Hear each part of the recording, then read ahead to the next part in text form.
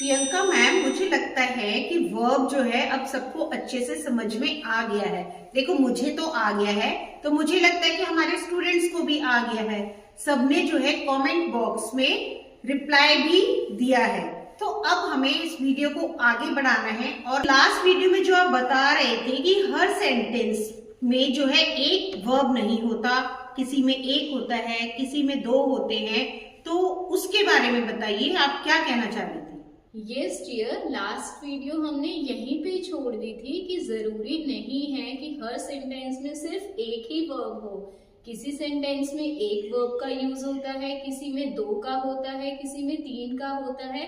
तो आइए दोस्तों, जल्दी से इसको सीखते हैं कुछ एग्जाम्पल्स के साथ। अब मैं आपके सामने 3 एग्जाम्पल्स दे रही हूँ। आप उसको देखेंगे, पढ़ेंगे और मुझे बताएंगे कि हर सेंटेंस में कितने वर्ब यूज हुए हैं।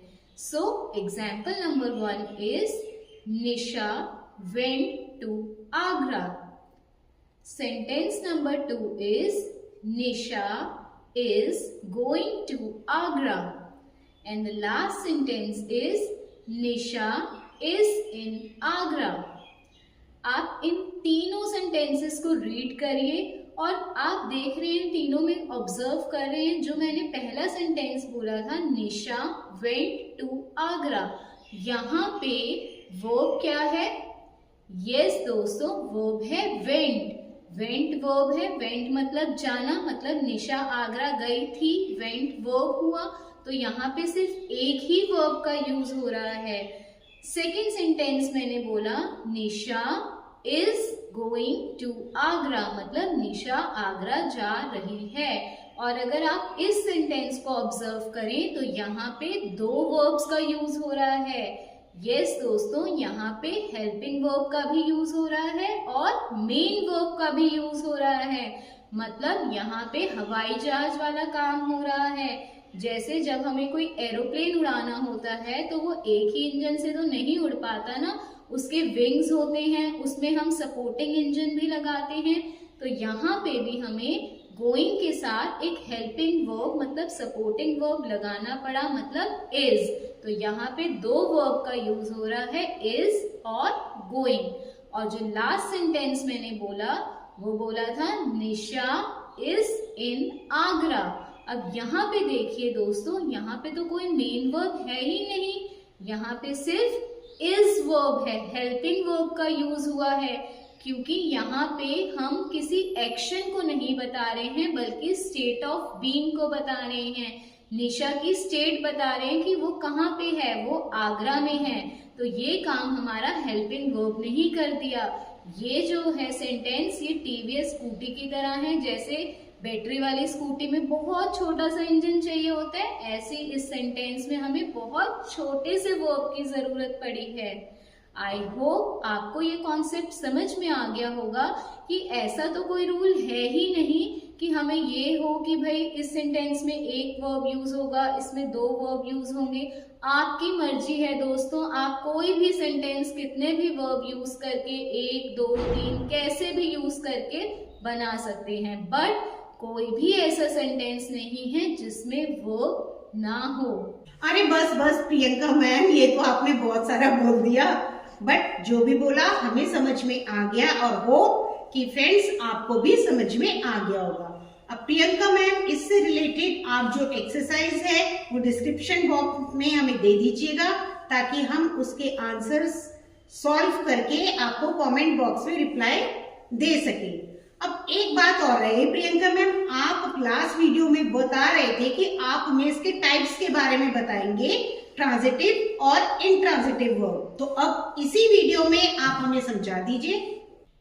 Yes dear, why not. और इतना घबराओ मत, ट्रांजिटिव और इनट्रांजिटिव तो बहुत ही इजी है। अगर आपने वर्ब समझ लिया तो वो तो आपके बाएं हाथ का खेल है।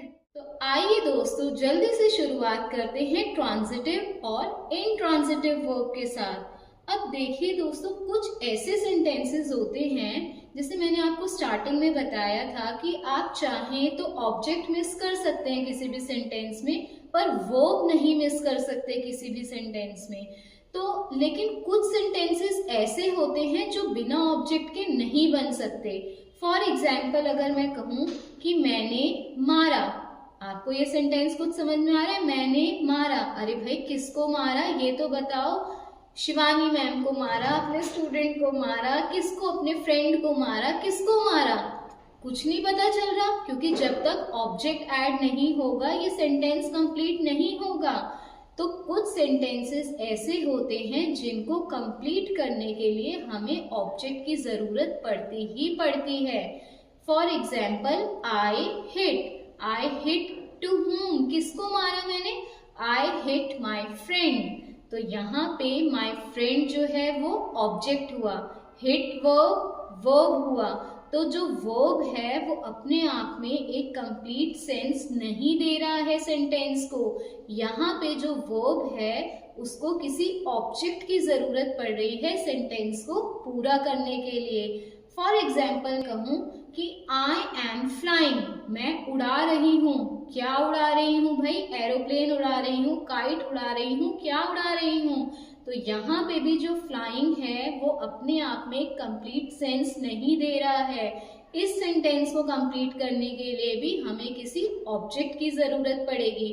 For example I am flying kite, तो यहाँ पे काइट ऑब्जेक्ट है और जब ऑब्जेक्ट सेंटेंस के साथ ऐड हुआ तो हमारा सेंटेंस कंप्लीट हो गया।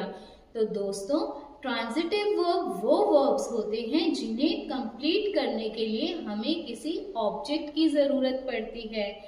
चलिए आइए जल्दी से देख लेते हैं इनट्रांजिटिव वर्ब के बारे में।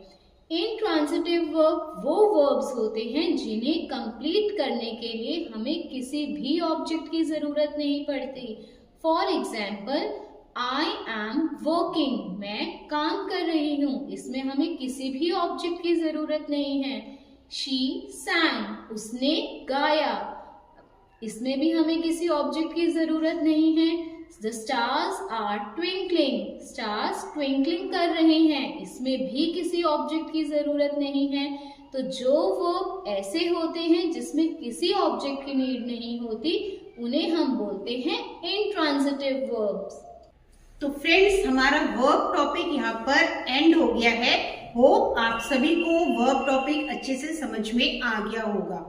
अब डिस्क्रिप्शन बॉक्स में इसकी एक्सरसाइज दी जाएगी, आप उसकी अच्छे से प्रैक्टिस करना और इसका रिप्लाई कमेंट बॉक्स में जरूर देना। और बुक से भी आप प्रैक्टिस करेंगे। अगर आपकी कोई क्वेरी हुई, कोई डाउट्स है तो आप कमेंट बॉक्स में पूछ सकते हैं, हम जरूर रिप्लाई करेंगे और हमारी नेक्स्ट वीडियो का वेट करेंगे और उसका टॉपिक होगा पार्ट्स ऑफ स्पीच।